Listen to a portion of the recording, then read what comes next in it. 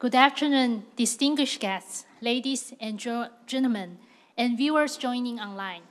Welcome to the 2024 Tang Prize Master Forum in Sustainable Development. Today, we are honored to have with us our Master, Professor Omar Yaghi, the Tang Prize Laureate in Sustainable Development, for his extraordinary contributions to sustainable development with his pioneering metal, organic, and other ultra-porous frameworks. He will share with us his invaluable insights and perspectives on the development of these materials and their future prospects. To begin, I would like to invite the President of National Yangming Chiao-Tung University, Dr. Lin Zhihong, to deliver the opening remarks. Please join me in welcoming President Lin to the stage.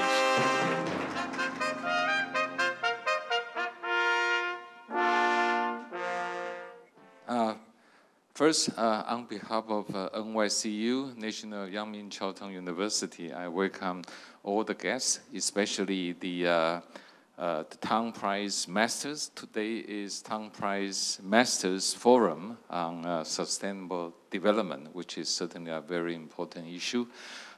So welcome you all to NYCU. This is Guangfu campus, located in the original Chiao-Tung University. I just show Omar, the path of typhoon. It's right next to the Taiwan island.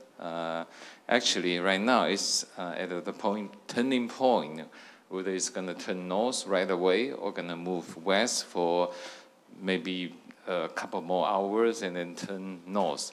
That makes a lot of difference. If it turns right now, we have the protection of Central Mountain, we'd be relatively okay. But if it's delayed for half a day, then the worst case scenario would be that it just right cross the, follow the Taiwan Strait. That will cause a major disaster or catastrophe damage to Taiwan. I think some of the audience, including me, remember a long time ago we do have a typhoon take that path. But for most of the younger generation, welcome to experience the power of nature. The reason I use this to open this, this forum is that I think we need to respect the nature, okay? And the typhoon, the lesson that we are now experiencing and we're now about to take, teach us to respect the Mother Nature and the unpredictable behavior of unpredictable nature of the Mother Nature, of the climate changes. And we certainly need to find ways to really conquer and facing the challenges that we now are heading toward. So this event, of course, is co-hosted mainly by ITRI. Thanks the president of ITRI, Dr. Wu, who joined in organizing this forum with us. And also, I want to thank the organizer of the Tang Prize. We've been planning for this, and this is under the College of Engineering, and Dean Lin is really in charge of the entire processes. So I hope that you can take this opportunity not only to learn from what Dr. Yaghi can share with us, but also we have a beautiful lily pond just in front of the building. If the typhoon took the wrong way, then I'm afraid that a week from now, there will be nothing left, okay?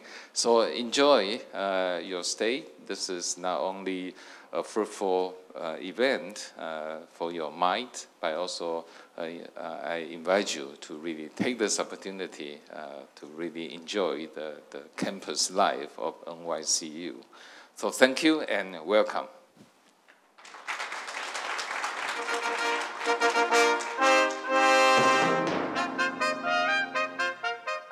Thank you, President Lin. Now, I would like to invite Dr. Wu Zhenzhong, Chairman of Industrial Technology Research Institute, to say a few words. Let's welcome Dr. Wu.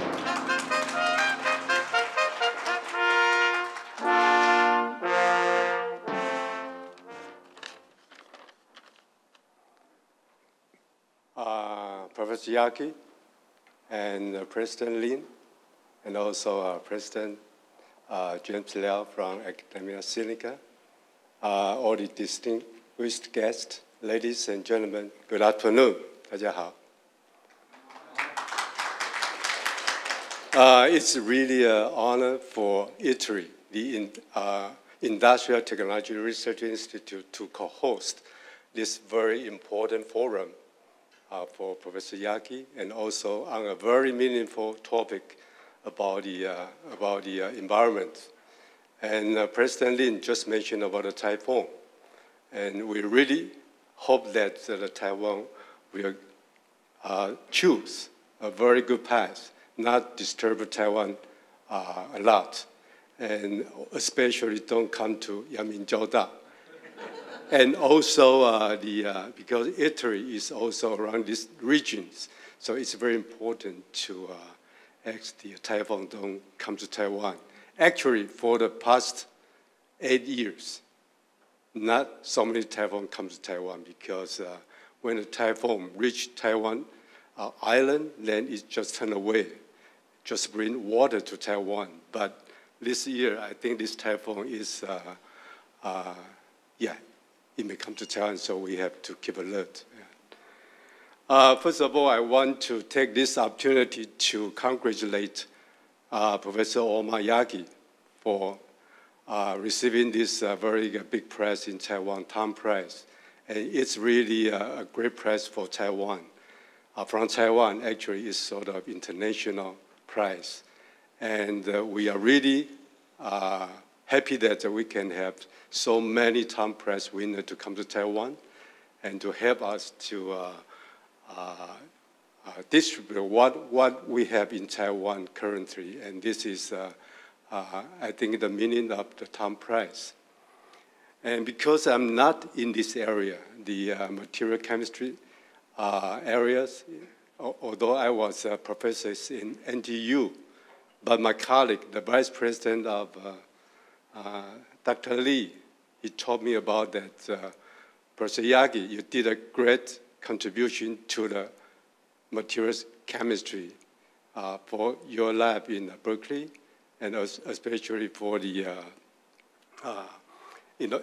invent the new models.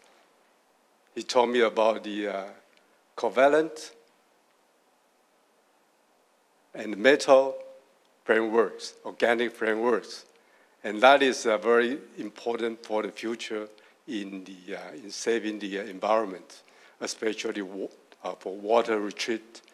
And Professor Chen, he just told me that in the future, we don't have to have water plants outside. We just have a machine at our home, then you have a lot of waters to drink.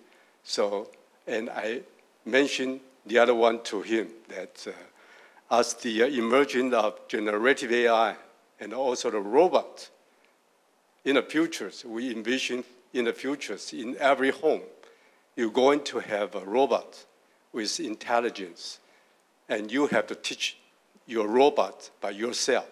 So that means that now we teach our kids in our home, but in the future, you have to teach your robots. The robots from different homes will be different, with different abilities. So in the future, I think the science and technology will play a very important role for the next 1 decade, 2 decades, and 3 decades to come. And Italy, maybe Professor Yaghi, you not know a lot background information about ITRI. The Industrial Research Institute, Technology Research Institute in Taiwan was founded 51 years ago. And actually our mission is to promote the industrial development through the technology innovations. In the past, actually, in particular for the semiconductor industries, we transform the technology into real applications, and actually a lot of companies come out, especially in the semiconductor industry, like TSMC and the UMC and Acers. So this is a very important mission for ITRI to fulfill. And also, as President Lin mentioned about the typhoon, actually for the climate changes, really matters for not only for Taiwan, but also for the whole world. And it's about the time for ITRI to play some role. So with your inventions, the new materials and all the new methods, I think in the future, ITRI will find some chance to cooperate with your team and work in this way. And we're trying to have some solution coming out to save our environment, especially for the waters. So that is later, you visit ITRI, and we have a lot of what we have now to show you, and we're trying to find some opportunities to work with you in the futures. And finally, thank you for inviting me to here, and I wish for the future so we can work together to make the world even better world, and also the environment we can keep the environment much greener. Thank you. Yeah.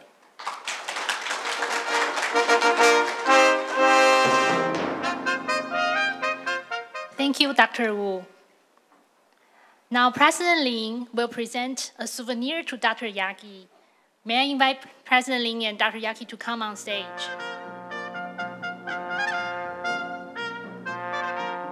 The souvenir is the teddy bear of National Yang Ming University, the 2024 version.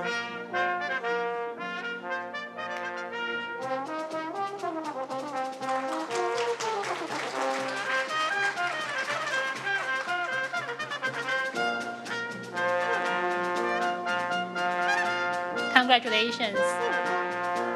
And please return to your seats. Now we will be taking a group photo. The photographer will take the picture from the stage. So everyone, please remain in your seats.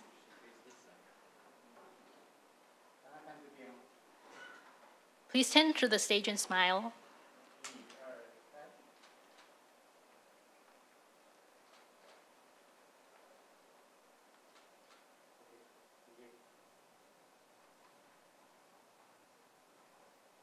Another one? Okay. Thank you. Great pictures. So the forum will start shortly. If you have any questions during the forum, please submit them via the Slido link shown on the screen. Now, let's invite the moderator of today's forum, Dr. Albert Yang, Director of the Institute of Environmental Engineering, to give his opening remarks and introduce the 2024 Tang Prize Laureate in Sustainable Development. Welcome, Dr. Yang.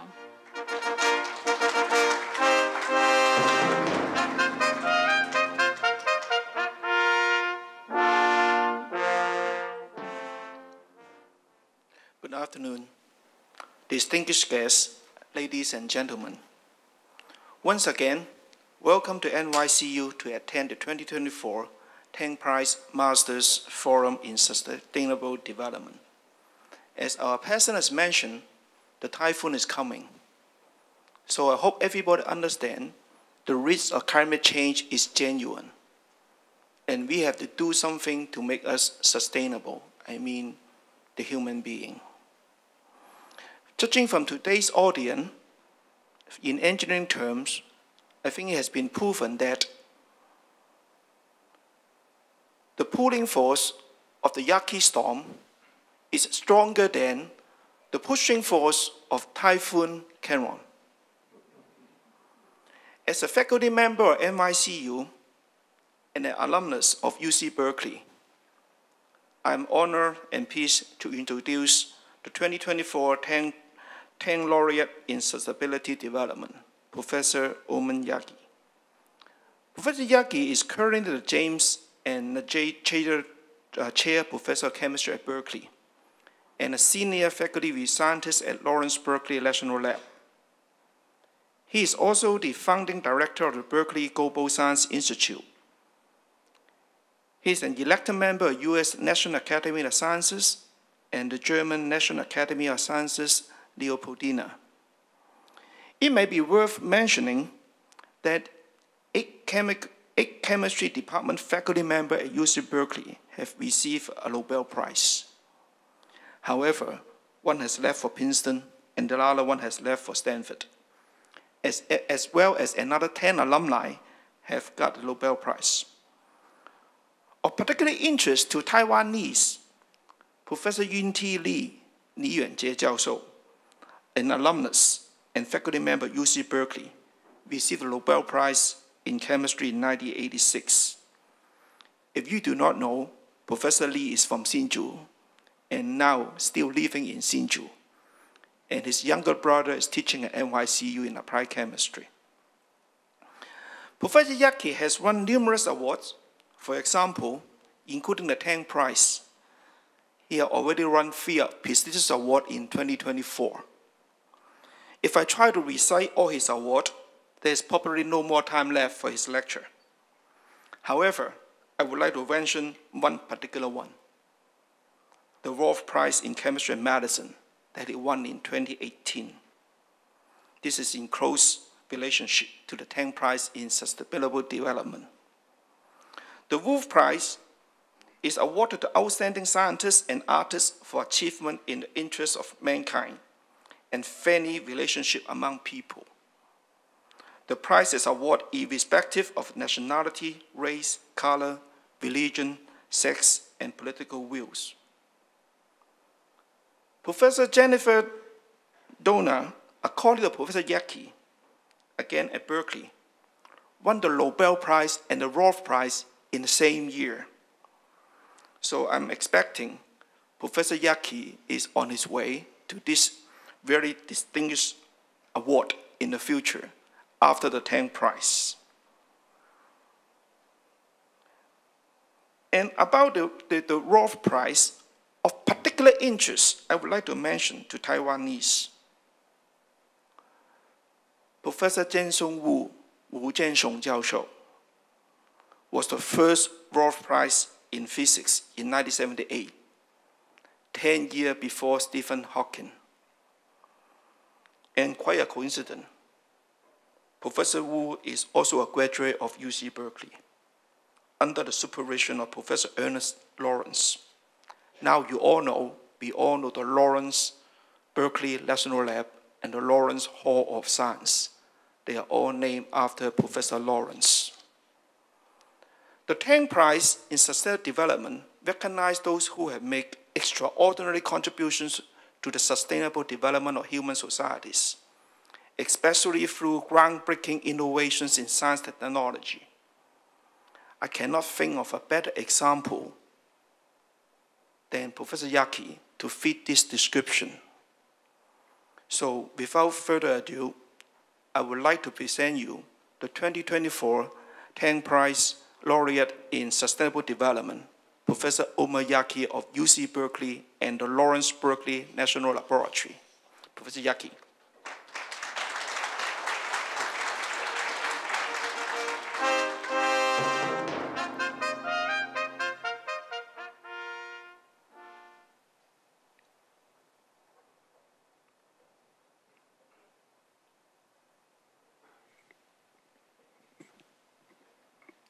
Thank you very much for that warm welcome and your kind words.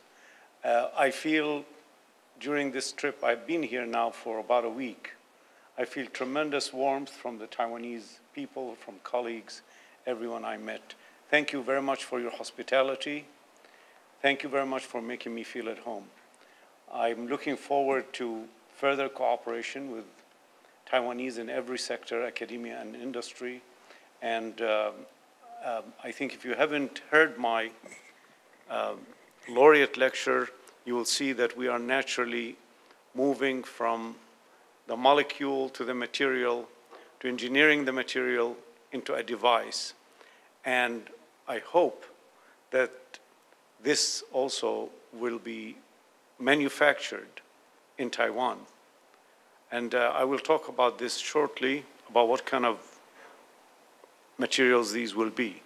So today, I'm going to present something about organic chemistry and how we extended organic chemistry into the infinite regime, the two-dimensional, three-dimensional regime, and how that has led to making viable materials for CO2 capture from air and CO2 capture from power plants. I will also present our results on molecular weaving, how to make molecular fabrics, and why would you want to do that, okay? So in the meantime, I will show results also about water harvesting from MOFs, from metal organic frameworks. Let me just say that we have invented a new kind of chemistry. And this chemistry signature is that we can take molecular building blocks, stitch them together into frameworks. And these frameworks are crystalline, which means that their structure is periodic throughout the material. So if you're using it for capturing CO2, it will behave exactly the same way and give you very precise properties. So crystallinity is very important for achieving the properties, precise properties of the material.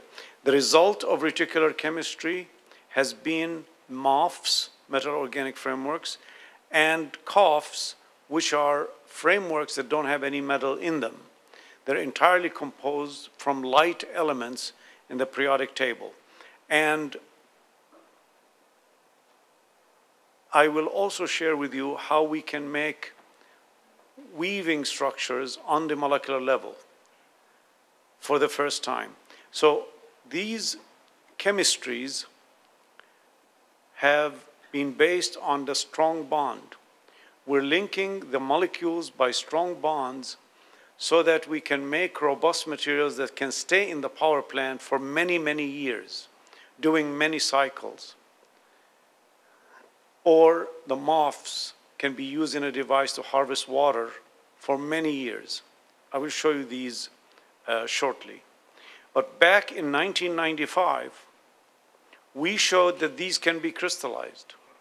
They can actually form in a simple way by mixing organic and inorganic. The yellow ball here indicates the space within which one can compact gases: hydrogen, methane, CO2, water, many things. And in 1998, we showed that when the pores are evacuated, the structures do not collapse. So they are architecturally robust.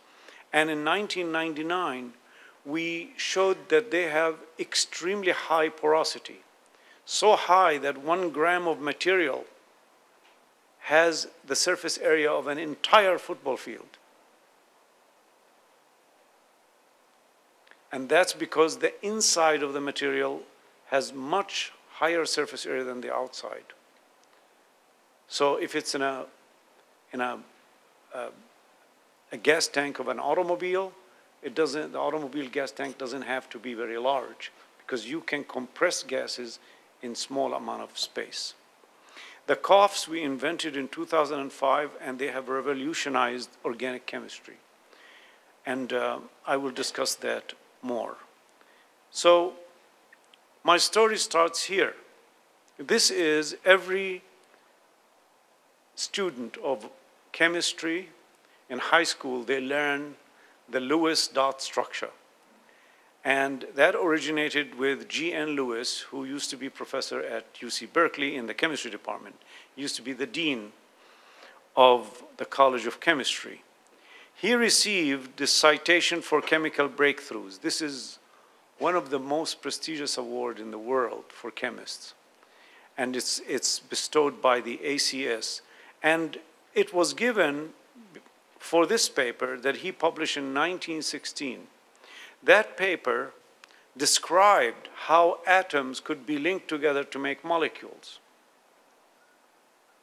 And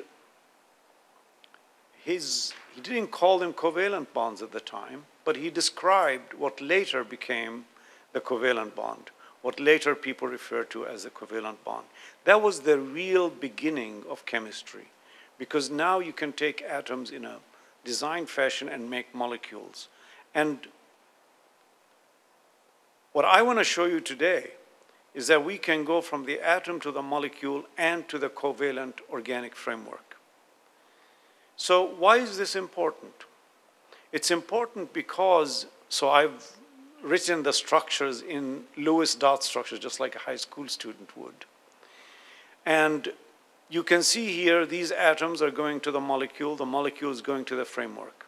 And what I want to say is that the molecule to the atom is what the framework is to the molecule. And what I mean by that is that the molecule fixes the position of the atom in a certain connectivity, geometry, and spatial arrangement. That's why the molecule is so useful. And the framework fixes the molecule in a very specific connectivity, geometry, and spatial arrangement. Except the framework encompasses space within which you can carry out new chemistry in confined space or compact gases. And when you are able to, as we have done, to functionalize the interior, now the pores could be chemically functionalized with precision to target very specific properties. And that's why COFs, as I'll show shortly, are extremely effective at capturing CO2 from air and from flue gas. But let me, just for the younger crowd here, let me just say that this field was completely absent. There was nothing, as Roald Hoffman here says, in 2 or 3 dimension, organic chemistry basically was a synthetic wasteland. There was absolutely no crystalline extended structures in 2D and 3D. So what we have done with COFs is that we have propelled organic chemistry into infinite 2D and 3D regime. And that's why COFs are now another very large class of materials, not as large as MOFs yet, but they will be because of their usefulness. Now, why was this chemistry not developed? Why did it take all these years until we came along in 2005 to develop this chemistry? Because when you ask a student to link organic molecules together, they get this. This is an X-ray powder diffraction. And everybody that has worked with X-ray will look at this and say, my God, this is junk, right? It's an amorphous solid. And I'm a chemist. And trying to capture CO2 from air or water from air, you need a very well-defined material that you can vary on the atomic and molecular level. You can precisely design. And for that, you need a crystalline material. It took an undergraduate, by the way, to open up this area in my lab. Undergraduates take more risk than graduate students. Okay? Because they're there for fun. The graduate students are all stressed out about their writing a paper and graduating and getting a job, while the undergrads are in there for the experience and the fun. This was Annabelle Benin. Annabelle took this molecule, and we anticipated that if she does this dehydration properly, then she will form this BOB linkage, and thereby making the very first 2D COFs, covalent organic frameworks. But the challenge is, can she make this crystalline? Well, she came into my office after trying for a few months, and she said, Professor, I can see in the X-ray powder diffraction a very tiny peak at high D spacing. And of course, that's exciting, because order is beginning to show up in the product. And I said, okay, well, you go away and turn the whole X-ray powder diffraction in just like an NMR spectrum with sharp lines so that you make a crystalline material. Well, she came back after a couple of weeks and said, I noticed that the crystallinity of the material depends on how long the tube is. We run these reactions initially in sealed tubes. And for some reason, she said that depending on the length of the tube, the crystallinity was variable. And I thought, well, that's really wacky. But it turns out, of course, it's not wacky. When you think about it, your byproduct is water. And water is hovering above the liquid, pressurizing this reaction to be reversible. Reversibility is what you need to make crystals. So as soon as we figured that out, it was these conditions that gave us highly crystalline material, and thus was the beginning of KOF chemistry. So instead of that hump, her X-ray powder diffraction looked like this. Okay? And in so doing, we defied all expectations. People said these couldn't be crystallized, right? People did not want to approach this area. In fact, I interviewed at UC Berkeley, and I did not get the job because nobody believed that it could be done. And so I went to Arizona State University, and that's where we developed this chemistry. So here's a structure. It's a slipped graphitic structure with pores. And based on those reaction conditions, it turns out that with slight variation, you can not only crystallize boroxine-linked organics, but boronate ester-linked organics, triazines, imines, hydrozones, borazines, phenazines, amides, oxazole, everything an organic chemist works with, we can crystallize. And not only crystallize, but even after you form the structure, you can do all kinds of organic reactions on it. A dream come true. You have extended structures that are crystalline, and they can be modified pre-synthetically and post-synthetically, and still maintain the crystallinity, still maintain their high porosity. We can also make single crystals of these, just like organic chemists make molecules single crystals. Again, unheard of, unexpected, and completely goes against what people have been doing. And here, you use these anilines to slow down the imine reaction, and thereby you can get crystals. Okay? These beautiful crystals of an extended three-dimensional KOF, and all of these are three-dimensional KOFs. Very beautiful crystals that are amenable to house or laboratory X-ray diffraction.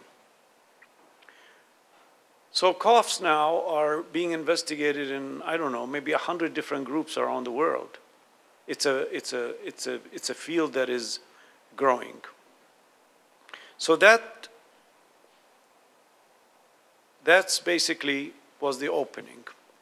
Now, this is an impossible structure to crystallize. I didn't even think we could crystallize this, because this structure is made entirely from carbon-carbon bonds and carbon-nitrogen bonds, some of the strongest bonds in chemistry. And the state of affairs is that everybody believed you can crystallize it, including myself. But it made me believe that everything can be crystallized, provided you find the right conditions. And these are the conditions under which this structure crystallizes. Why am I so excited about this result? Because structures like this are going to save the world. Why? Because this backbone is stable in 12 molar HCl in acid, strong base, KOH, and even corrosive materials like N-butyllithium or methyllithium. This is the ideal materials to stay in a power plant or in a device capturing CO2 from air, or from a power plant preventing CO2 from going to the air. And indeed, this student functionalized the interior of that MOF with amines covalently bound to the backbone. And then we did a lot of studies on this. I'm just giving you one slide to show you the results. I was told to speak only for 30 minutes. So this is the CO2 concentration in Berkeley air. Okay, it varies around between 400 to 450 ppm. This is the relative humidity in Berkeley during the course of the experiment. Okay, it goes up and down. And this is the CO2 uptake. And it scales with whether you have higher humidity or lower humidity. But the material has beautiful behavior at the same, if you take a point here at this humidity and in the same humidity over here, there is absolutely no loss in performance. And the capacity of the material for taking CO2 out of the air is 1.5 millimole of CO2 per gram. You only need 1 millimole of CO2 per gram, and the material should be cycled 100,000 cycles to have a commercializable material. Well, we're already over the minimum requirement. And for flue gas, it's even better. Flue gas based on burning methane or based on coal, we do much better. Okay, there is no other material that has this behavior. All installations now for carbon capture are either using amine solutions, which are energy intensive, corrosive, and create their own environmental problems, or they use solids, but these solids are not stable long-term under cycling conditions. This one is. Why? Because chemistry produced a backbone that is based on carbon-carbon bonds, the strongest bonds in chemistry, and I showed you the stability, the chemical stability. That's the sort of resiliency you need in these materials so that they can carry out hundreds of thousands of cycles over many, many years without having to replenish the material or replace it. So I would say the scientific challenge of capturing CO2 from air is solved. What remains is for Taiwanese to scale up this material. It's the only country, I think, that has the boldness to really do this, to scale it up and manufacture the COF. BASF is very successful at manufacturing MOFs, but they are not manufacturing COFs. So I think that this is an opportunity for collaboration. Now, I like this application because, in fact, all the hardware is already built. It has materials in it, but the materials are inferior. So if you scale this up, it goes in those already developed hardware. Okay? So I think that this is, I like to say that right now in my lab, recent results show that we can double the uptake because we figured out the chemistry inside the pore. We figured out what is water doing versus CO2, and we can double this uptake. Okay, so I'm very happy about this result. It's very clear that we have made a breakthrough in terms of CO2 capture. Now, for water harvesting uses MOFs. And this particular MOF is very stable in water. Okay, this is made from aluminum pyrazolate. Okay, and this is a crystal structure. And what I'm going to do is I'm going to take one pore out and slice it and show you where each water molecule goes. This is all evidence from X-ray diffraction. We figured out exactly where each water molecule goes. Now, you'll see that the first 4 water molecules go to the hydrophilic region. The hydrophilic regions are separated by hydrophobic regions. When the hydrophilic regions are filled with water, they bridge over the hydrophobic region. This push-pull of water in the pore allows you to modulate and have binding energy sufficient that requires low regeneration temperature. Okay, so let me show you how this MOF operates. So that's the one pore. We're going to slice it. And water is going to go to the hydrophilic region. Okay, 3, 4 water molecules. And now more water is attracted through hydrogen bonding to the hydrophilic region over the hydrophobic region. And the pores get filled with water. this moth takes up water at 5% relative humidity and at all humidity levels above that. If it works at 5%, it works at 10%, it works in Taiwan at 85%, okay? So this moth can harvest water anywhere in the world at any time of the year. And so it's an important moth. We've scaled it up to hundreds of kilos. BASF is gearing up to scale it up to multi-ton quantities. In the meantime, we wanted to take this outside the lab and show that, in fact, it works in the desert or it works in devices. So we designed devices like this one, the size of a microwave oven, that deploys 200 grams of water. There's a door there where air goes in.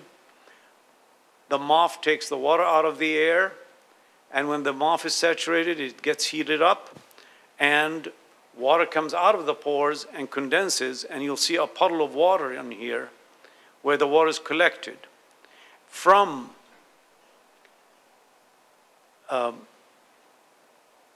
200 grams of water, of moth, you have 5 liters of water. That's basically an appliance that could sit in your kitchen, giving you ultra clean water every day for 6 to 7 years.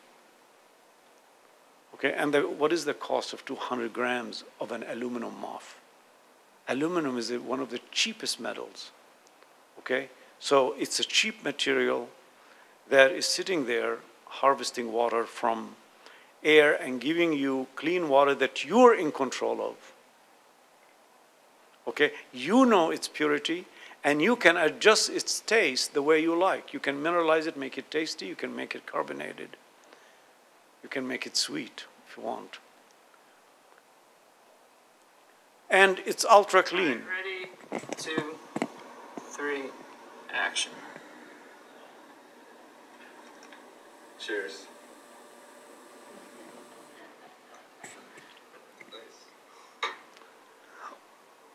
Okay, it's nice because he harvested this water himself in Arizona. Okay, so his experiment succeeded, he's excited. So he drank the water because the water is ultra clean. The taste is not very nice because it's distilled water.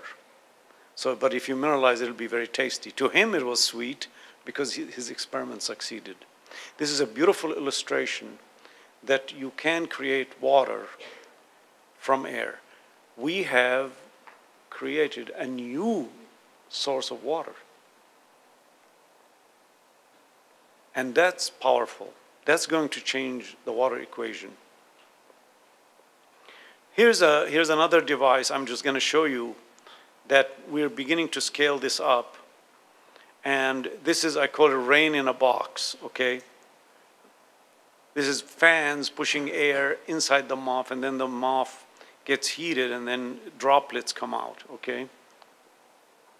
This is another one.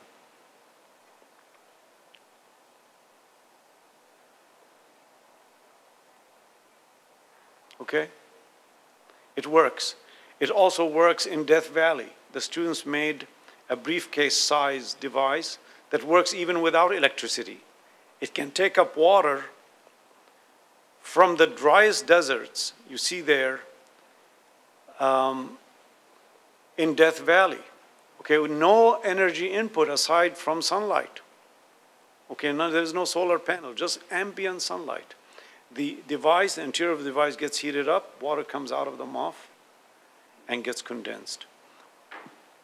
Now we are at a stage where we have a size, about a size of a small refrigerator, and this device delivers 22 liters per day. Okay, and so where are we today? We are at a place where 1 ton of moth without electricity will give you 3,000 liters a day. When it's electrified, it'll give you 60,000 liters a day. 1 ton. 1 ton is probably the size of this podium. Sitting there, harvesting water every day for 6 to 7 years. 60,000 liters a day. And our estimates is that at about 1 cent per liter, just as a starting point, 1 cent per liter. So I think this is now ready to be handed over to somebody in Taiwan to manufacture, to modify and make it more robust as a device. But all the chemistry works, the harvesting works, the cycling works. Okay? So I can't do that in a university. Okay, so I want to finish by just doing something for fun. Okay, I want to just impress upon you how much control we have over materials. And this is what you just saw is only the beginning. Weaving is the oldest way of making anything. And basically it's interlacing of threads. And it's the same, the old weaving and today's weaving is exactly the same, except we do it now faster and more sophisticated. It exists in biology, I'll skip over that. The idea is, could I produce this on the molecular level? How could I take a string of molecules and weave them in and out another string of molecules? And this problem is solved by reticular chemistry. Why? Because we think in terms of building units. The building unit of a structure like this is just this crossing. If I can make a molecule that's this crossing and I control the angle between the crossings, then I can just assemble them the way I assemble all other materials. The result would be weaving, woven structure, but not one where I have taken a thread and woven, but rather made it through the building block approach. And that's exactly what this student did. She took a mutually embracing complex like this with copper bringing 2 phenanthroline units, functionalized the molecule by 4 aldehydes and copolymerize it with an amine, and there it is. You make imine, and we know how to crystallize the imines. It doesn't know that it's woven, but it is. And the metals make the structure periodic. It's crystalline. Now, if you don't want the metals there, take them out. By adding KCN, you take them out. And if you want them back in, you can add it. And you go from a crystal to a non-crystalline material. Because this is like a fiber, like a cloth. X-ray powder diffraction of the metallated, the demetylated, and the remetylated. That means the structure, when you take the metal out, does not get unzipped because it is woven. It's crystalline. And okay, so we can make that. And we also know that when a large molecule approaches the pores and the pores are not large enough, the structure expands to accommodate a guest. Everything you can think of, all structures you can think of, extended structure, could be woven.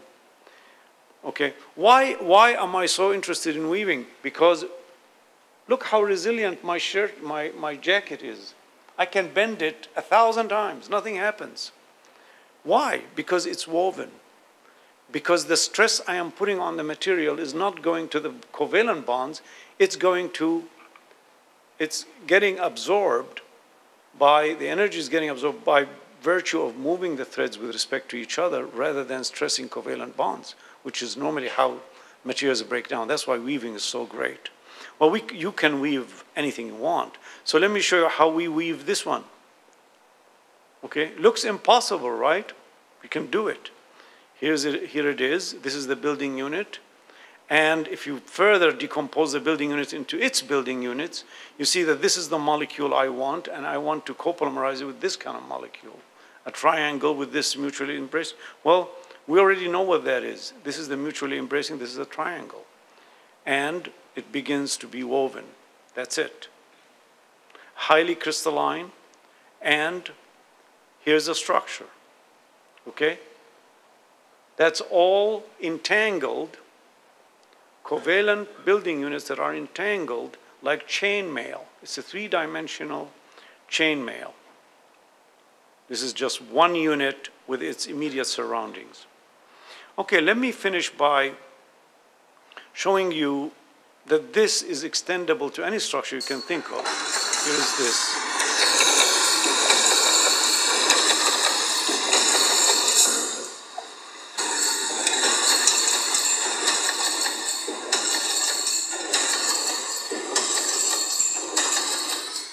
Okay, try to do that in chemistry by having threads, and this is chicken wire. The way you do that is you take a molecule that is like a helicate and you copolymerize it with another molecule and you make it. Okay? This is it. That's the molecule. It's a two-turn helix, and this is a strut that links these helicates together. Okay? I don't need to weave. I don't need to do what that machine is doing, but I can use reticular chemistry for that.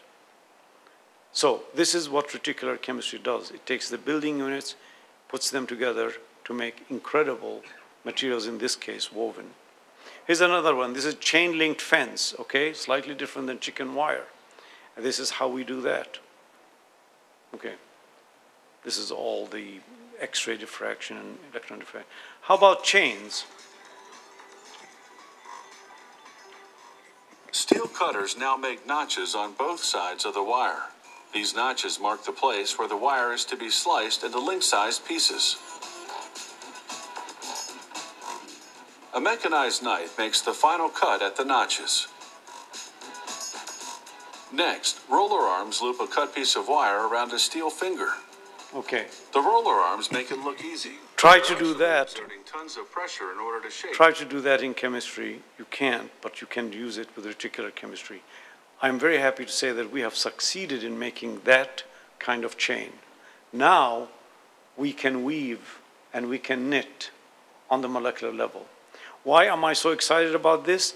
Because for the same reason that these are resilient, when we add to polymers, construction polymers, or things like, in this case, polyimide, when we add small amount of these woven structures, we can increase their hardness and toughness. Usually additives will increase hardness, but material becomes more brittle. But in this case, they become tougher and harder and tougher, so they're more resilient.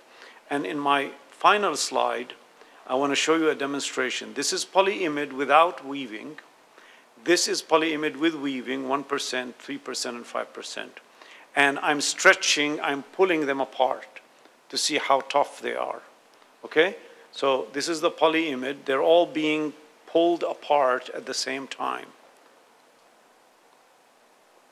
You see the polyimide break first, and then after a while, you see the 1%. Okay, for materials, that's huge. That's a huge resiliency as a result of adding 1% weaving. So at the end of all this, what I want to say is that we have recently, my whole lab has been converted to using AI, generative AI and LLMs, to make the discovery of these materials much faster than what it has taken me, 35 years to get here. We want to make things faster, and we already have what I call the digital discovery cycle working to make better materials for CO2 capture, better materials for water harvesting, and other applications. As you can imagine, muffs and coughs have many, many different applications. So finally, I want to acknowledge my students and the funding agencies, and I want to thank you very much for the honor of being here and for the Tang Prize. Thank you so much.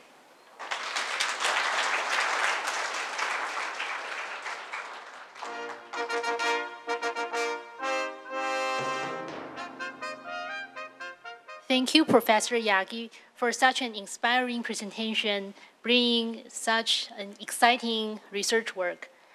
Now, it's time for the panel session.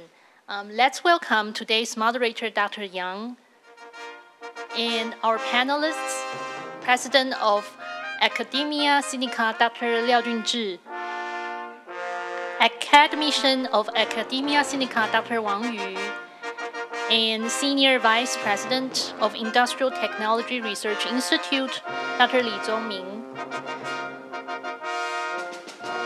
For the audience, please remember to scan the QR code to submit your questions online via Slido if you have any questions. Dr. Yang, the forum is yours.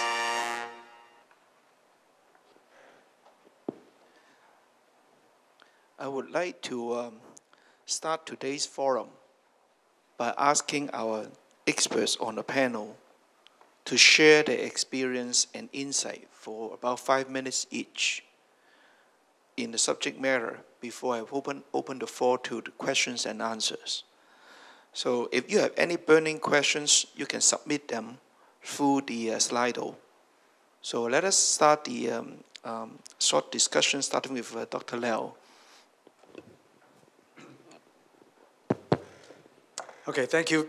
First, congratulate to Omar, who is my former colleague at UCLA and a good friend. We have seen each other for a long time. We were in the DOE center together when we worked at UCLA. And every time I heard him talk was something completely different. And throughout the years, he started from MOFs to COVs. And I visited his lab a year ago in Berkeley. And now it's something different again. So it was truly amazing how fast he can move the field in a completely different direction and also with completely different way of thinking. So this is what Omar is about. And we all admire his enthusiasm in science, but most importantly, his enthusiasm in training students. Okay, many of you probably don't know that he has been involved in setting up global academies, what do you call global centers, in training the graduate students in different countries. And he has a passion to train graduate students, as you can see in his talks. And today, he gave a wonderful talks, and I think it's very inspiring to our students and young faculty or old faculty even. It starts from something very fundamental, ask the question, how can we assemble molecules together? At the end of the day, he found that this is not just for the sake of curiosity. It may save the whole world in many different areas. So now raise the question, what is more important? We start something from curiosity or start something from a target mission or somewhere in between? So we may hear what Omar has to say, how to balance this, or maybe it is not important to think about your goal in the beginning and just focus on what you are interested in. And then I remember about a year ago when we talked at Berkeley, that was a time when generative AI was just started. And we had a discussion that you were not very confident or optimistic that AI could help in the exploratory research that you are doing. But now it seems like at the end of your talk, you had different thought. So I'd like to hear you comment about that. That'll be very interesting. So it is truly important that we recognize that this is a new area. And as Omar said, the next step is to realize his invention in manufacturing. And Taiwan, many people know that manufacturing is in our DNA. So particularly while in Hsinchu, this town is full of manufacturers, innovative manufacturers. We can manufacture anything better than anybody in the world. Okay? So I also like to see what Omar thinks about the challenge in realizing these COVs, MOVs, or even the weaving materials into something that's useful, that's marketable, that can save the world. So these are a few questions that come to my mind. I'm sure many of you may have very insightful questions, and we'd like you to raise those questions and encourage you to take this opportunity to discuss with Dr. Yaghi. Thank you very much. Thanks, Dr. Liao. I think Omar has jotted down all the questions. So let us pass on to Dr. Wang first for his 5-minute remark. First of all, congratulations again for Yaghi getting 2024 Tang Prize in Sustainable Development. We all understand or aware of the sustainable development. We're talking about all the time. But I guess we're not doing enough. And Professor Yaghi just showed us or demonstrate that everyone, as a scientist, can contribute into this field a lot and change the world in a few years' time. As a chemist, we were often blamed of pollutions. We are polluters. And I often argue with people that this is because of the petrochemistry. But chemistry includes everything. And we chemists like to say that chemistry is the central science. I also was attracted by the beauty of the molecules, crystals, and finally the materials. And so I followed the steps. Although I was graduated in the same graduate school in Illinois, but 15 years before Yaghi did. But as Moth, and I didn't know him in person, but I didn't know his work a long time ago. And I said, wow, this Yaghi has produced so many moths and coughs. And that was started in the 90s. I noticed before that, in chemistry, organometallic is a big field. And since 90s. And as a chemistry and crystallographer, and I do really appreciate what we can do in the sustainable development. As I said, we're aware of the problem that although we were blamed as a polluter, as a CO2 producer, etc., and here we finally get some ways, and efficient ways of taking this pollution out of our air.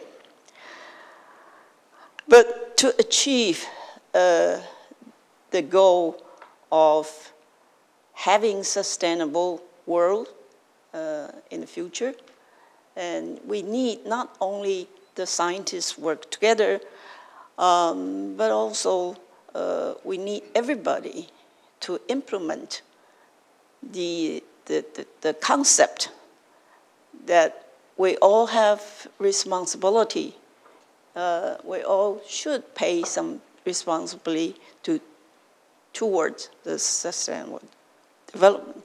And now we have all the science and technology developed by this expert, and but the rest we need the worldwide effort, not only a few, but worldwide scientists and human beings to work together, and synergetically, then we can have hope to achieve it. And the time is not in our sight. And we start this late, but I hope we can all play some role toward this sustainable development. And thank you. Now comes to Dr. Lee for your remarks. Congratulate Dr. Yaghi. And also, I'm very appreciated and also impressed about today's presentation. And also, as I remember that we are familiar with the MAF even 20 years before or 30 years before, because in Italy, we are always working on this for tried many applications based on MAF or COF or but today I also very impressed is that we heard about the weaving structure.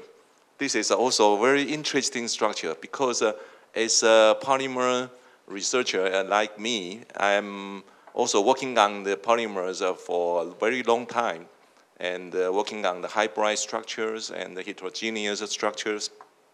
And usually as polymers researchers, sometimes we are talking about IPN structure, interpenetrating structures. However, today, Dr. Yaghi provides a very ideal structures manufacturing process. Not only just idea, also he also point out a very clear how to make the heterogeneous like weaving, like clothes, knitting process, and with a very easy way and a clear way. So this will provide a very good, maybe in the future for some biomedicals, like proteins, biomaterials preparation. Actually, proteins also biomaterials and biopolymers. And so I'm thinking that this will be a very good. And also, I'm interested about two topics. One is his research works. One is about COF, because we are also working on the carbon dioxide in these past 6 years or 7 years, because we have a very severe issues. We burn a lot of fuel to produce the electricities and the powers for our industry. And then at the same time, we have a lot of carbon dioxide emissions. So this time, COF materials may be as very good candidates for us to use it as carbon dioxide absorbers and also provide a very good approach for us, because currently we are using conventional absorbents like ethanolamine complex and like that, and also some of the process we are developing. However, if we can combine with a COF, I think that this is also another opportunity we can co-create with Dr. Yaghi, because also I'm appreciate that he provide this opportunity for us. And during today's, I'm very excited because he said that he is also opening the window to co-work with Taiwan. And so as researchers in Italy, we are expecting this. And also for MAF, because we are also have a group working on the water treatments and also a lot of the water issues also in Taiwan. Today we have a coming typhoon, and usually we are expecting typhoon, but we don't expecting the damage, and we expecting typhoon for waters. However, if there is no typhoon, there will be no waters for Taiwan. So I think that the solution approach from the MAF to create waters, I think this is a very good approach. And also I'm also very interested that I already heard from Yaghi today's presentation that they already have some device. So in the beginning, he said that from molecular to materials and also the final device, he has already proved and get the roles on the roles. So I think that today we can learn more from Dr. Yaghi, and also we are expecting that we can co-working with him in the future and also create a real device or systems based on Dr. Yaghi's new innovation molecule. Thank you. I guess this is always the advantage of being sitting on the panel, ago, you had the chance to ask the first set of questions. I think now may be a good time for Professor Yaghi to try to respond to some of the questions from the panelists.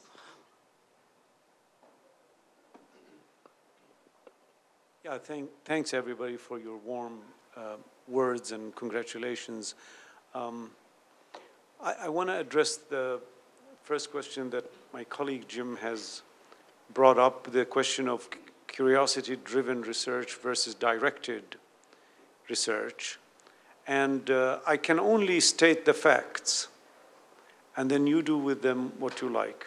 The fact is that when I started trying to develop particular chemistry, I was really just interested in the beauty of molecules. I would say, really, I was doing curiosity-driven research. That's not to say that I was clueless about how important it would be if we succeeded in building structures through the molecular building block approach. I knew that that will be a new way of making materials, and potentially it would have many applications. But quite honestly, I did not set out to solve society's problem or to capture CO2 from it. I did not. It was really a curiosity-driven research. But as smart people, when you invent something, you have to ask, well, what is it good for? How can I use it to serve society? We have that obligation because society pays for that research. So that's how reticular chemistry was developed. Now, I would like to say that indeed, when Jim came to visit me, potentially 2 years ago? A year ago. I was beginning to be, I was doubtful that AI could help. Because I always thought, well, chemical intuition will always win out. AI is not going to give you that novel approach or novel material. Well, we started experimenting with LLMs. I had a student just start using conversational language, ask the ChatGPT to do things like text mining or image mining or predicting how to make them off. And we were really successful. I mean, we published about 10 papers on this already. We were very successful in doing research faster than the human. And it made me wonder, why is that? Okay, is the human not as smart as the LLM? Are we not as creative? Well, it turns out that we researchers, we approach our experiment and we decide what experiment to try based on the chemical intuition or what is happening in our field that other people say is important, and on what our colleagues and advisors tell us should be done. Like I advise my students based on my own biases, and some of the students are advised by senior students based on the senior students' biases. All experimentalists know the pitfalls of that. And I realize that we're all advising things that are not based on sound science. They were based on chemical intuition, which is wrong, because it's not based on 100% facts. Okay, for example, a student that comes to you and they say, oh, my experiment didn't work. And you say, well, why do you think it didn't work? They very readily will list 10 reasons why it didn't work. And if you go through each of those reasons with them to try to find out, is that based on sound science? And the answer is almost always no, no, no, no, no, no. And then immediately I realized that I have a problem, that we chemists have a problem in our research. If an LLM can do better than my researcher, I have a problem. And the problem was that we are making decisions not based on 100% sound science and facts. And when an LLM does the text mining with 95% accuracy, and now it can give me a table of all those facts, and I can make the decision based on those collected facts, now I am doing better as a researcher. So that means that the LLM can be a collaborator with my students, with me, with our researchers, to make things to make the decision of doing an experiment or pursuing an observation based on sound science rather than chemical intuition. That's just one outcome of using the LLMs. Another outcome is that not of the LLMs, but the generative AI, I call it the digital discovery cycle, where you use robotics, image recognition, build data sets, and modify your machine learning algorithm. This cycle, I find that even at this preliminary stage, is doing 20% better than our researchers. Why? Because it's exploring the much larger space that exists in that class of materials than my students. My students are restricting themselves to what has been done in our group, the conditions under which we are using. But the space is much larger, and that can be explored through robotics and the digital discovery cycle. So I am completely converted, and in fact, since I met Jim, I have converted all my group to an AI-driven research. 20 people. You cannot join my group unless you're interested in blending AI with chemistry research. And it's been really fun thus far. We're learning new things. So I think I'll stop here so that I don't consume all the time. But I will answer some of the other points as we discuss. I think for sustainable development, the next big challenges that facing mankind is the energy problem. And I have a few questions related to each other.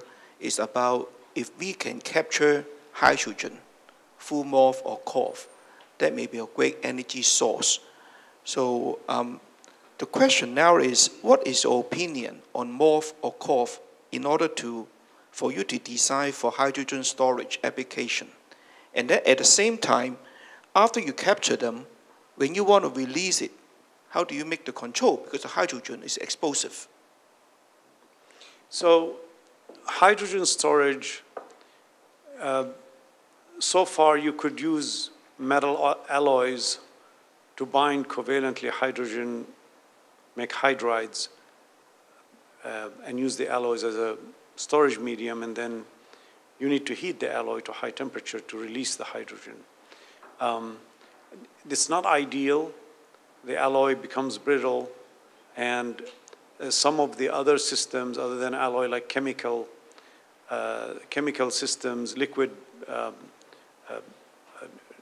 or molecules that react with hydrogen, sometimes are not reversible. So each class of materials that has been used for hydrogen is not ideal.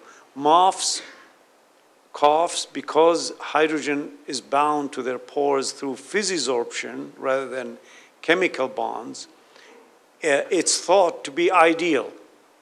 The problem is the interaction is weaker than you want it to be. We started out with that interaction being about 3.5 kilojoules per mole, and increased it by modifying the pores up to 12 kilojoules per mole. But we need to get to 20 kilojoules per mole. It needs to bind as strong as a hydrogen bond. Are we going to get there? I don't know. Nobody is funding hydrogen in various governments around the world. There isn't a big push to fund hydrogen at the level that the problem needs. This is a difficult problem. And we need funding to solve that problem. Okay? So I get a little bit of money from industry to work on hydrogen, but it's not, I have to admit, it's not as intensely being worked on in my lab as CO2 or water, because that's where I get a lot of money to do research. So, but I'm interested in the hydrogen because hydrogen is the best or an ideal fuel. And I think that ultimately we have to deploy hydrogen on a large scale. So maybe Jim has different ideas, I don't know, but I think that hydrogen, I think we should have invested tons of money on hydrogen instead of the electric car. I think electric car is a diversion, and it's a marketing gimmick, and it's not solving the energy problem. It's not solving the pollution problem, okay? So we should have turned some of that money, or maybe all that money. For example, we, with BASF, developed a methane car. no change in the petroleum-based car, in the gasoline engine, in the gasoline tank, other than stuff the tank with MOF, and your tank will hold 3 times the amount of natural gas, methane, as a tank that doesn't have the MOF. Much more than a tank that doesn't have MOF. 3 times. And you can drive for 500 miles without having to refuel. But because of the electric car and the hype around electric car, all the contracts that we had to produce that car dissolved. Everybody wanted to do electric because there was a marketing campaign that electric is good. But the car is there, and it would cut our pollution by 50% overnight. The CO2 emission will be cut by 50% overnight. We're not doing that right now, because natural gas burns a lot cleaner than petroleum, doesn't have contaminants like mercury and other things. So, yeah, if I was a billionaire, I would be going for the methane car. You become another Elon Musk. Fund your own research. And here's a very chemical question from the audience. What's the mechanism, chemistry, behind the gas molecule capture? Is there any intermolecular interaction between the pores and the molecule themselves? For hydrogen, it's physisorptive forces, polarization forces that are holding the hydrogen into the MOF. And to release that, it's easy. You just release the pressure with slight heat, then it comes out. For methane, it's the same way. Physisorptive forces. Basically, the methane or hydrogen are attracted to the MOF a lot stronger than they're attracted to themselves. And so they assemble much closer to each other in the MOF than without the MOF. In the case of CO2, you're making a covalent bond between the amine inside the MOF, or the COF in this case, and the CO2. And that's a covalent bond that you have to break by heating. And with water around, it's easy to break that bond and evolve the CO2 after it has been included. In the case of water, it's just hydrogen bonds. Just hydrogen bonds are the bonds that are attaching the water to the framework. And those are easy to break by heating. Yeah.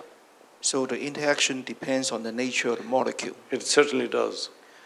Here's a question that asking whether the MOF of the COF material, can it be dissolved in water or be fluidized so that it can be injected into the soil pore so that we can capture selected contaminant in the soil? I like that. I was hoping that the question is, could you use MOF to release chemicals into the soil, like pesticides? Pesticides and right now are used as liquids to fumigate the soil in planting, crops.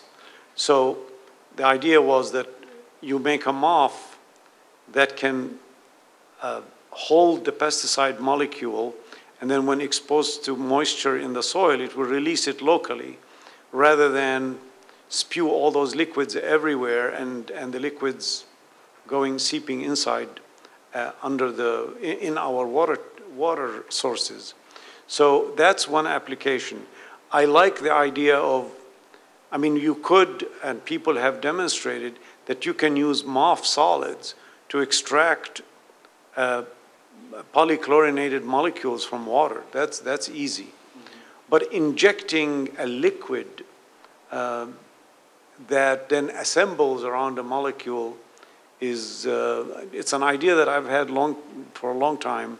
I don't see how that can work with everything that's around, with all the other chemical species, ions and so on that are around. Because that fall into my area of specialty. We always have problem now is we have certain contaminant already in the soil. no matter you try to take it out or you want to get something in to absorb them, the problem is how can you get the material to the correct place where the contaminant is. So if the moth and the cork are in solid form, and you think about the soil pores is very small, how can we get this solid into the right place? Unless you can fluidize them so they can inject them, or by another driving force to drive them to that location. Difficult problem. Okay, let's move on to the next question. Actually, President Liao has mentioned, what are the challenges now in order to put this technology into the marketplace? Well, MOFs are already in the marketplace. They've been commercialized for capturing CO2 from cement plants in Canada.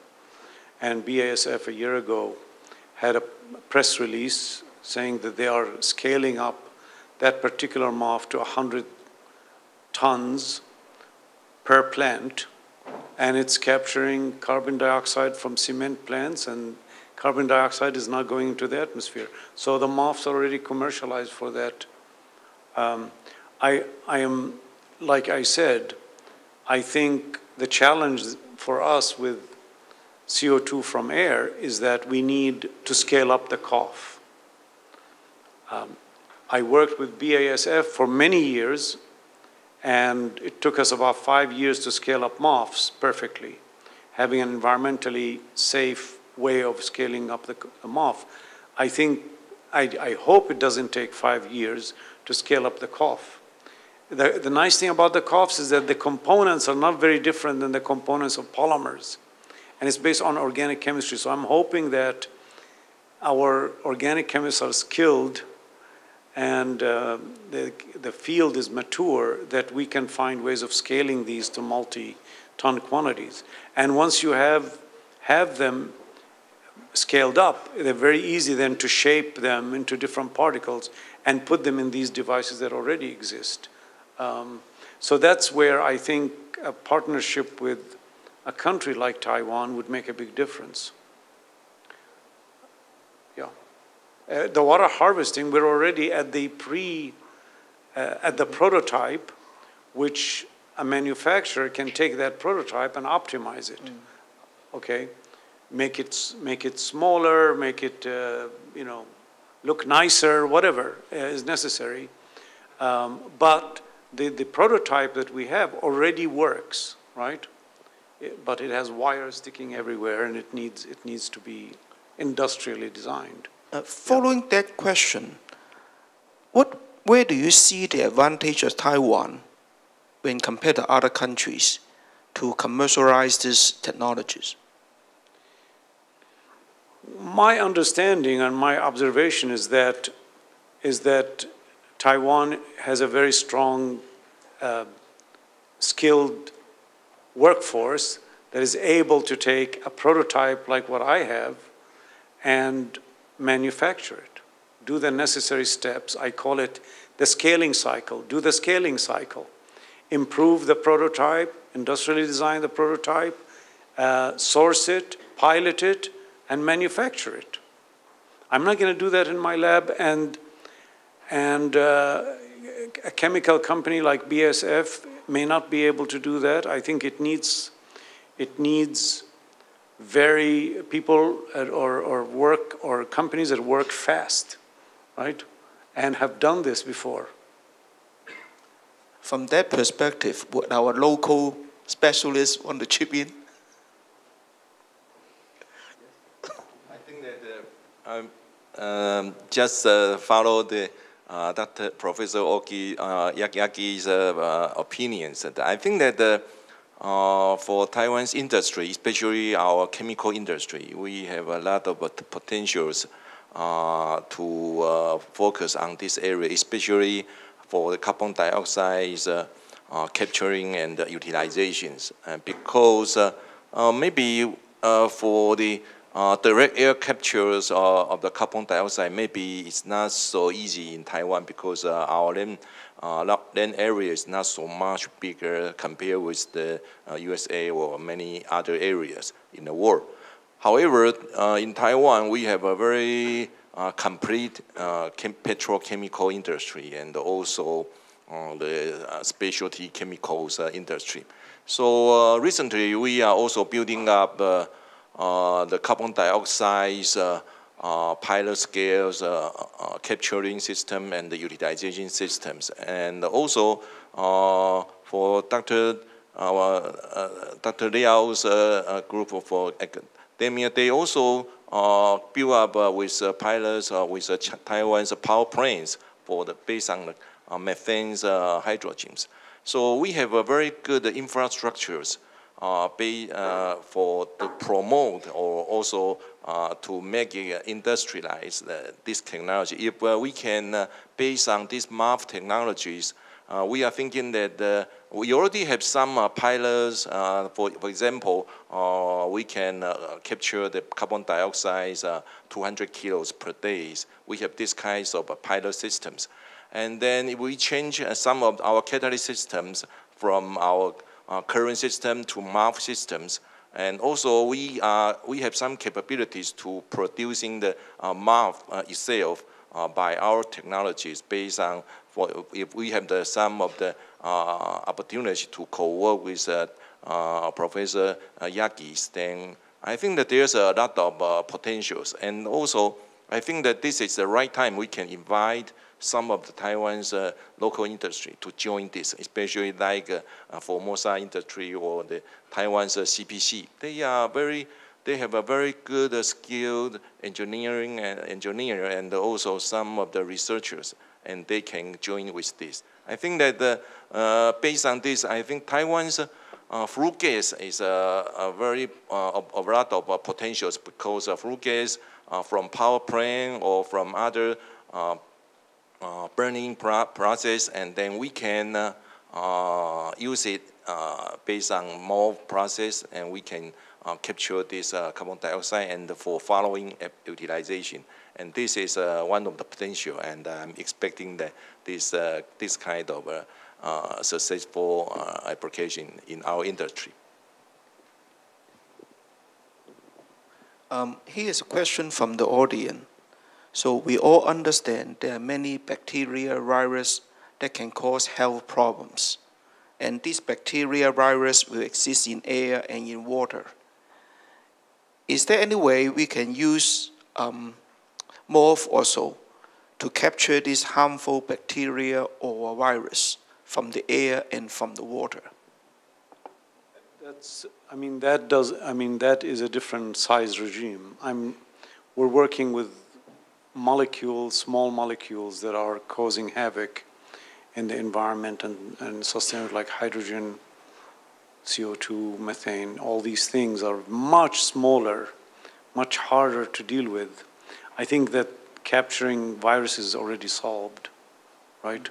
So you just need filters of that micron regime or nano regime. You need a mask. Yeah, you need a mask, exactly. Yeah.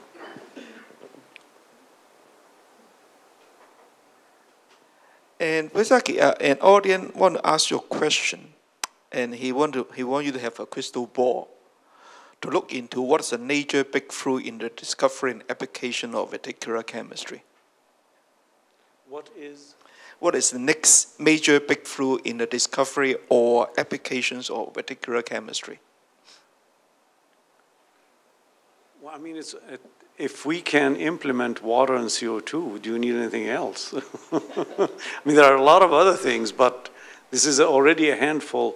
I would say there is an intersection that is emerging between materials, AI, and X. X being, we discussed today, climate. Or it could be biotechnology, or it could be some other application, electronics.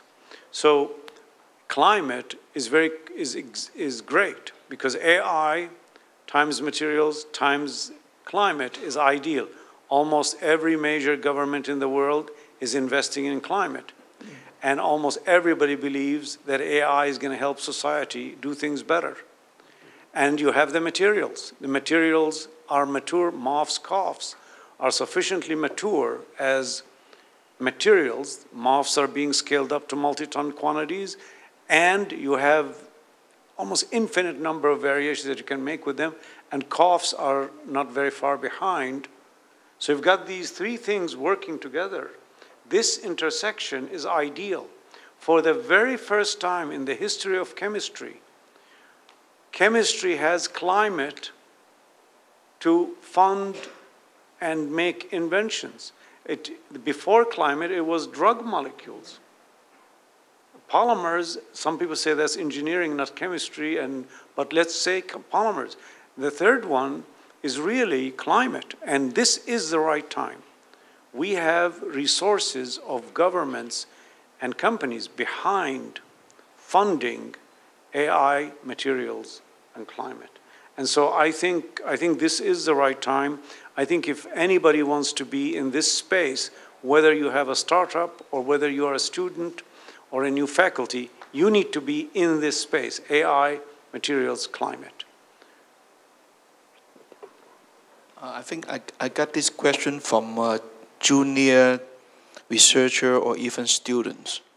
Say, Professor Yaghi, you have enjoyed a very successful and fruitful research career. But then for those who are on the panel right now, that's the students talking about, when we entered academics, the world was not the same. Like myself, I've never been a postdoc before I become a professor. But this day now, the thing has changed so much now, especially those who are in science. They need the 1 postdoc, 2 postdoc, even 3 postdoc position to get a formal faculty positions. So what advice you would give to young researchers and graduate students now on how to pursue their academic career in research and teaching? Well, everybody thinks that when they're looking for jobs, it's the worst time in their age, basically. Everybody thinks that their situation is the worst that it has ever been. And I think that things are getting better and better and better. When I interviewed for academic positions, there were only 5 positions in the whole United States. Today, when my students interview, they can interview for chemistry, materials, Chem-E, and maybe something with computation.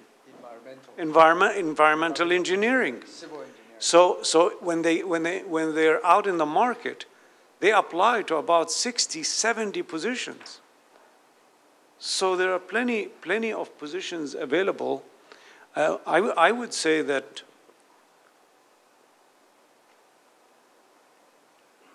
one of the problems is that when you go to graduate school, you need to understand that you need a skill set that is unique. And I just mentioned an area where your skill set would be unique and you would be highly sought after. I noticed that many students want to do a secure PhD, meaning they want to follow a blueprint that gets them to a project that works and a publication resulting from that project, and then they get a job and they're secure. Well, they're not as competitive as a graduate student that joins a group for the love of science and they want to break new grounds and they don't care whether there's a paper or not because deep down, paper will come, right? They don't take risk. And when you don't take risk, you're not going to develop your skill set, a unique skill set that everybody wants. Okay, so I think that at least those two distinctions would have very different prospects in the job market. And I think this is another question from a young researcher. He says sometimes discovery is out of luck. He said research discovery sometimes is pure luck. And then in your opinion, how do we mix systematic theoretical reasoning and bold trial and error in research?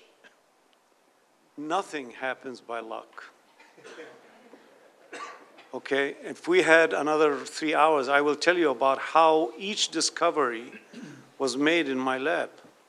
It was hard work, but it was, we chose a problem that everybody thought it's not going to work. Who does that other than crazy people like me, right?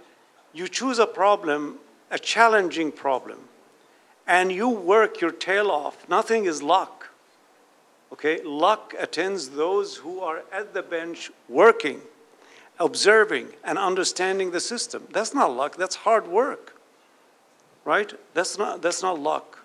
So there is nothing magical about doing great things. The magical thing is that you intend, you have the will to break new grounds. Well, that's high risk, okay? That's high risk. So do you want to take high risk and make great discoveries? Or do you want to just follow the trodden path? So that's not luck. What I would say is that you need a new idea, and the way to get a new idea, just look around and say, well, what doesn't work? What are people saying is impossible? And go after that problem. What doesn't work? And go and make it work. That's the easiest way of doing something unique. So I'm not sure what was the other part of the question. Did I answer it? You do. Yeah.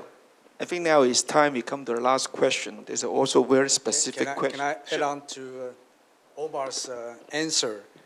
And I have to say that I agree 100% with Omar's comment.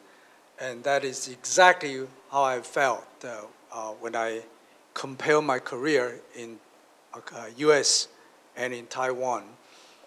When I went to the United States, I think myself I worked pretty hard. But as a grad student, every time I go to lab, go to computer room, there's always people there. Okay, always people there. We think we Taiwanese work the hardest. No way.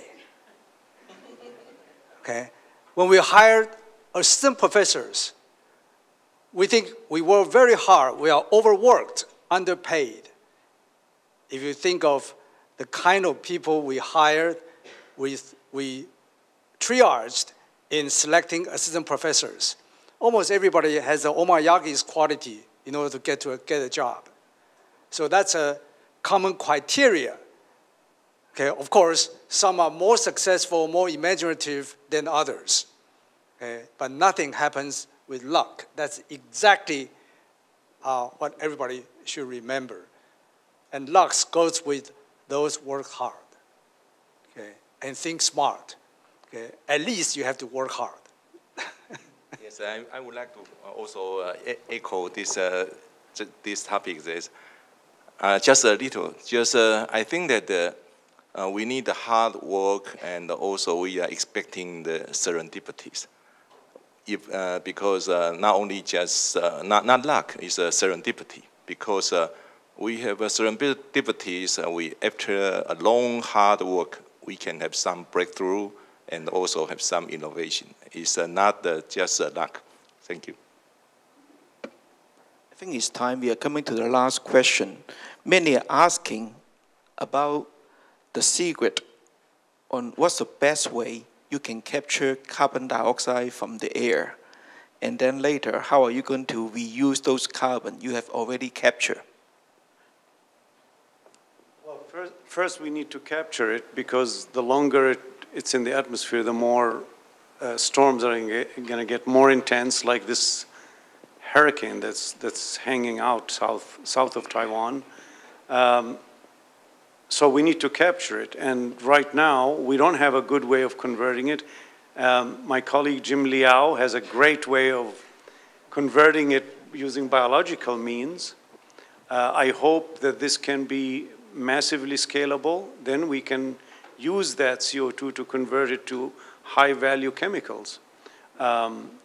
So in the meantime, we're pumping it under the ground, mineralizing it under the ground, making it into carbonates and other things, or trapping it in large spaces under the ground. But this is a crisis. So you have to pull the CO2 out of the air. What I neglected to say about a comment made earlier, CO2 is a crisis, but we're not treating it like a crisis. We say, yes, we need to capture CO2 from air. We put money behind it, but we're not putting, when there is a crisis, we put billions and hundreds of billions of dollars for a country like the United States behind that crisis, whether it's the housing collapse or the pandemic or any other problem. We put billions of dollars, hundreds of billions of dollars. We're not putting hundreds of billions of dollars behind CO2 or hydrogen technology. We're not. So we're not treating it like a crisis. I think we still have some time, so we can still few questions and comments. Dr. Liao. I also have to add on to what Omar has said. That is exactly true. We should put in more resources, spend more efforts in treating the CO2 problem. And Omar demonstrated a very nice way of capturing CO2 using organic and inorganic matters. The other side of the equation, that's what we are doing, using biological ways. And both should complement each other. We could use organic, inorganic method to capture CO2, then use biological methods to convert it to something that's useful. And so those are the grand scheme. Utilizing CO2, don't forget, requires energy, not just capturing. CO2 has basically no energy, and you want to reduce that requires very significant amount of energy. And the only way that I can think of that's scalable is biological, that utilize photosynthesis, that captures sunlight naturally and renew itself. Okay, that's important. Anything that cannot renew itself will become too expensive. Okay, so, but this is a very important area that all fields of science, chemists, biologists, engineers should work together. I need to ask the panel members, will you have some last words for the audience? Yes. Yes, I'm interested about, because for the MAF or Professor Yaghi's research work, we are talking about the absorption of the carbon dioxide or waters or some others based on the metal organic framework. And is there any possibility, or have you ever thinking that use this kinds of MOF as a reactor, like molecular reactors, not just receiving, for example, absorbing the carbon dioxide, and at the same time using the metals as a catalyst, and then simultaneously react it inside the framework, and then it can become no need to dissolve the carbon dioxide with extra energies. Yeah, the answer is yes. We published in 2015 a science paper that showed how coughs can trap CO2 and then convert the CO2 to syngas, to hydrogen and CO. Actually, with hundreds of thousands of turnover.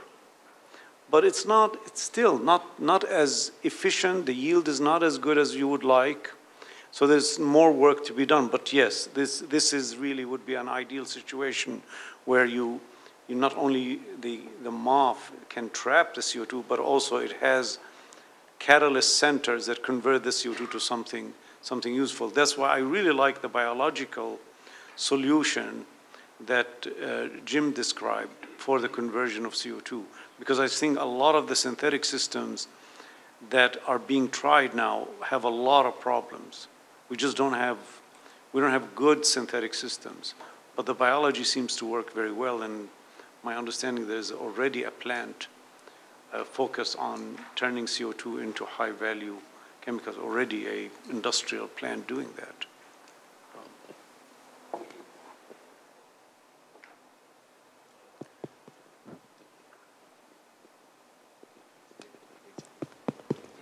Well, through this forum, and we see the hope that we can not really 100% solving the crisis, but at least a step forward.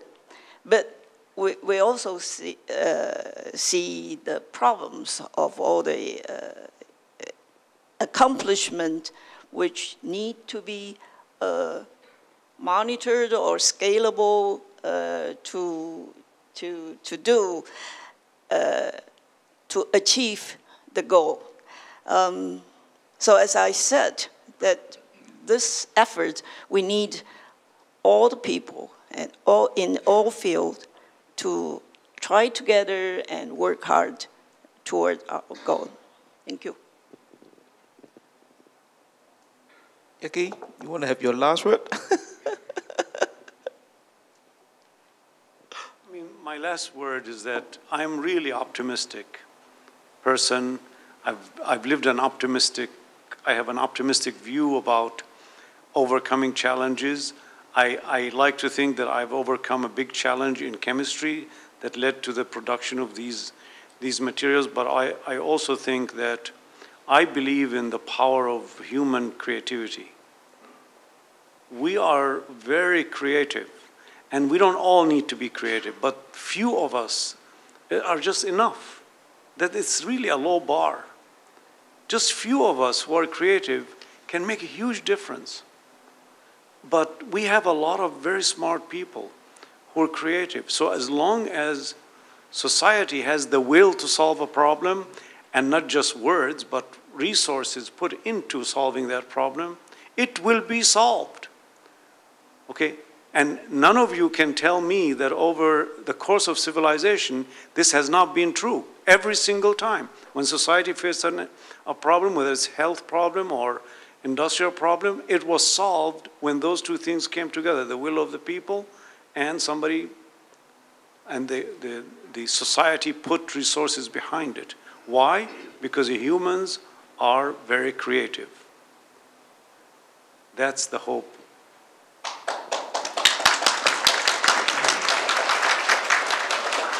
It is a very fruitful discussion, and also there are some questions we do not have time to discuss.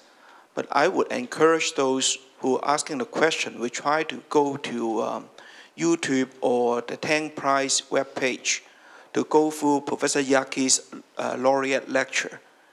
Many of your questions, you can find the answer in that particular lecture. Thanks. Thank you for this enlightening discussion. And let's invite Dr. Yang for the closing remarks. Well, the officials of the Tang Prize Foundation has assigned me an impossible mission, asking me to conclude the lectures and the forum discussion in 3 minutes. Maybe next time they should consider to invite Tom Cruise, who can do better in Mission Impossible. But anyhow, I have to dodge myself from that impossible mission, but instead, I will share with you what I have learned today from the both technical side and non-technical aspect. In the spirit of free speech movement of UC Berkeley, you may agree or disagree with me. But however, I think we should all agree to disagree. First, it's an excellent enlightening lecture with a great presentation. Even a stupid chemistry idiot like me now understand what's morph, what's cough. It's something very important. And again, Professor Yaghi's presentation remind me my good days at Berkeley about 35, 40 years ago. And in particular, remind me of my late supervisor, Professor Mitchell. Both of them has demonstrated one thing very important in academic honesty. He's a role model for us. For his presentation, you can see the pictures of his co-worker, his students, even his undergraduate student who work on the project. And also, if you are careful to read the reference on his slides, the first author of the paper is that particular student. For professors here, I would like to ask a simple question. How many of you can be that honest in your research result when you are presenting? And many scientists try to answer the questions such as what, why, and how. They do not care about the practicality, cost, ease of operation, so forth and so forth. Quite exception what we see today, Professor Yaghi has spent an effort to make this discovery applicable to daily life. I myself was not trained to be a scientist. I was trained to be an engineer. So I look at those problems very, very carefully. So without Professor Yaghi's agreement beforehand, in fact, I would certainly welcome you to be in the engineering community in the future. So to make better quality to improve the quality of life, that's what you are doing now. I think after today's lecture and the forum discussion, everybody gets richer intellectually. And so today we would like to thank Professor Yaghi for his enlightening lecture and the discussion. At the same time, we would like to thank the Tang Prize Foundation for all the donation, for all the support for this series of lectures. And also I would like to thank the audience. Without you, there will be no Masters Forum today. And there are, last but not the least, we have many, many of our co-workers, our staff member, and as you may see, they are running around behind the scene, the working crew, and so we make this lecture successful. So with that, I would like to pass my microphone back to our master ceremony. She's working very hard today.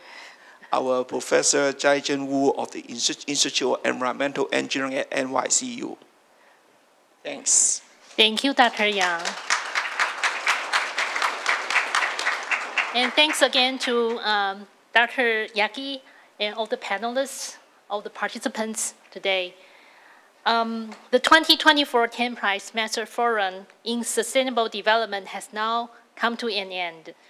We sincerely appreciate your presence and participation today. We look forward to welcoming you again at the next Tang Prize Master Forum. Wishing you all a wonderful day. Goodbye.